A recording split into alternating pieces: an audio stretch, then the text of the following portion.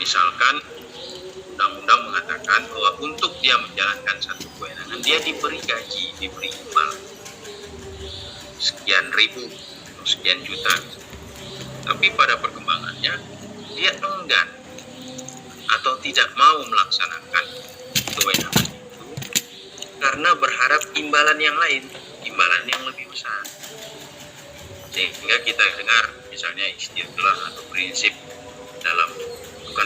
anekdot di dalam hukum administrasi itu, kalau bisa dipersulit kenapa dipermudah. Nah, itu anekdot-anekdot yang sering sekali muncul di dalam hukum administrasi, yang itu sebetulnya anekdot yang berujung pada satu tindak pidana penyimpangan atau penyelewengan kekuasaan. Nah, penyimpangan dan penyelewengan kekuasaan itu kemudian dilekatkan pada perilaku korupsi.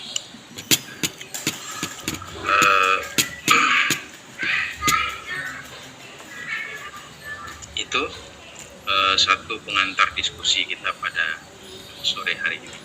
Ada yang ingin bertanya, saya persilahkan. Sebelumnya jangan lupa absen disiakan. Rekan mahasiswa silakan absen di sana. Kemudian minggu depan mungkin saya akan kirimkan materi lengkap dari seluruh rangkaian perkuliahan kita ini disertai dengan soal ujian tengah semester. Oke, saya persilakan. Ada yang ingin bertanya? Ya Pak, izin Pak, nanti sudah balik Pak. Terkait tadi yang Bapak singgung tadi, selaku ASN ya Pak ya, itu kita ilustrasikan di sebuah lembaga nih Pak, lembaga A. Di situ, sorry Bang, sorry, dimut dulu Bang. Oke. Mohon maaf Pak.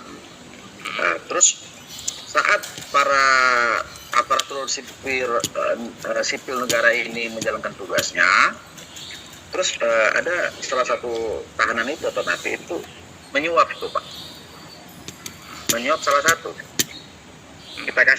Kita andaikan 100 juta gitu Pak, ilustrasikan 100 juta. Nah, satu orang yang menerima ini Pak, itu dibagi-bagi sama teman-temannya. Nah, teman-temannya kan ada yang nggak tahu menau tuh Pak. Ya. Nah, udah ini rezeki kan gitu. Terus diterima tuh Pak. Nah, terus dalam beberapa waktu begitu sampai periode waktu tertentu tercium dan tertangkap ini Pak. Nah, terus yang memberikan itu kan dia pasti nyanyi tuh Pak. Iya. Saya udah ngasih ke sini gitu loh Pak. Ternyata di situ ada sekian puluh orang. Nah, pertanyaan saya Pak, bagi rekan-rekan ASN yang menerima uang itu, kan tidak ada tanda bukti penerimaan ya Pak? Ya.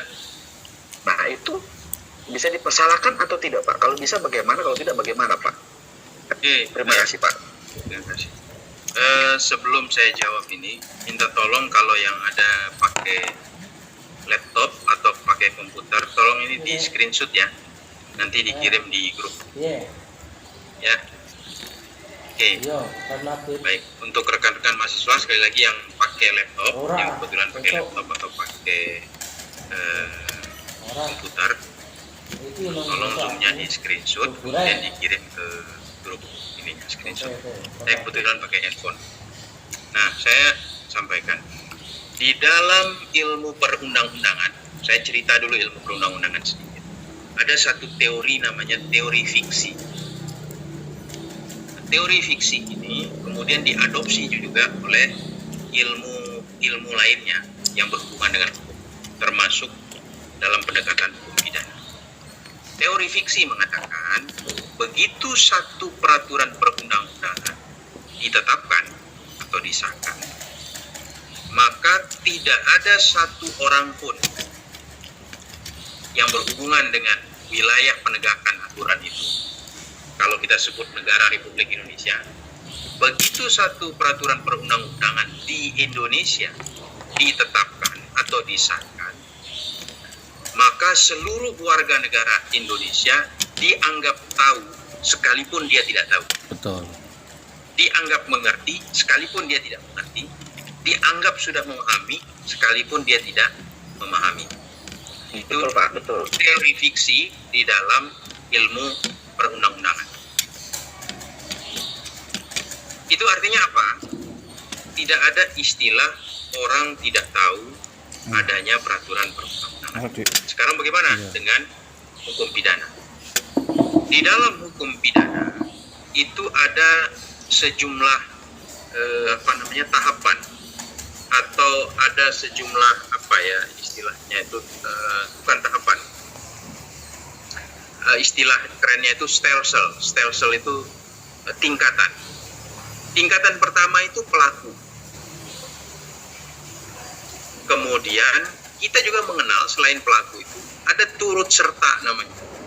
Jadi kalau saya berdua dengan orang, dengan misalnya sama Pak Sidabolak ini, merencanakan satu kegiatan kejahatan pencurian, saya berdua dengan Pak Sidabolak.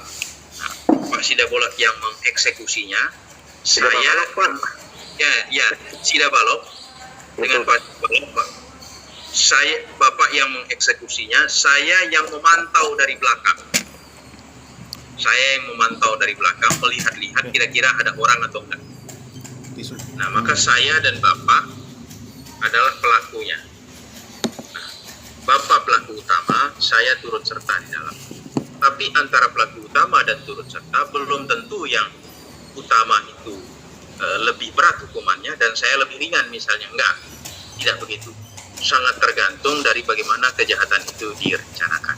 Sekarang bagaimana dengan orang yang tidak tahu? Kan begitu ya pertanyaannya. Betul Pak.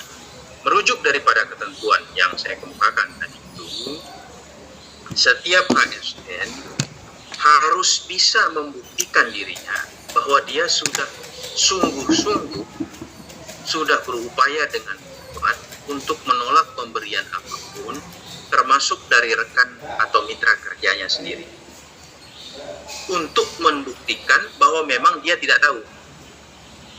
Jadi dia harus sungguh-sungguh menyatakan atau memperlihatkan pada saat dilakukan pemeriksaan bahwa memang dia benar-benar tidak tahu. Kembali lagi kepada hukum pembuktian. Misalnya begini, ternyata penerimaan itu dilakukan berulang-ulang, rutin. Nah, apakah unsur tidak tahu tepat di situ? Kan itu pertanyaannya. Betul Pak, betul. Kalau satu kali mungkin tidak tahu sesuatu yang wajar gitu. Tapi kalau berulang-ulang dinyatakan tidak tahu, nah kan itu pertanyaannya. Maka dia akan kembali lagi kepada metode atau proses pembuktian. Apakah benar dia tidak tahu? Jangan-jangan ketidaktahuannya itu pura-pura tidak tahu, pura-pura tidak butuh. Padahal sebetulnya diam-diam di dalam hati dia meminta atau dia bertanya dan lain sebagainya. Pada akhirnya itu akan kembali kepada hukum pembuktian. Nah itu Pak ya. Nah, singkatnya. Nah, saya mohon maaf ini.